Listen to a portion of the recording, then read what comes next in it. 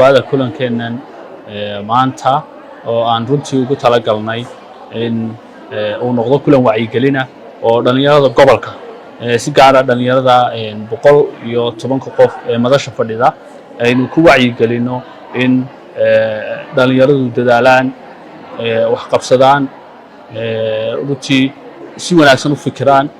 fursadaha wadanka jira ka faa'iideystaan fursadaha global ama adduunka ka jira ka faa'iideystaan wax uriyaan innovation la yimaadaan kulan runtii daaran in dhalinyaradu awoodda iyo tamarta adag ee ku kaydsan ay la soo baxaan ayuu runtii kulanku daaran yahay waxaana runtii loo marti yahay hay'adaha Takulo soos iyo Nova Nordisk runtii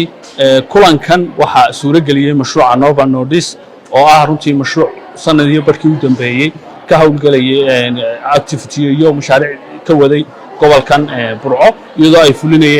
fulinaysay hay'adda Takulo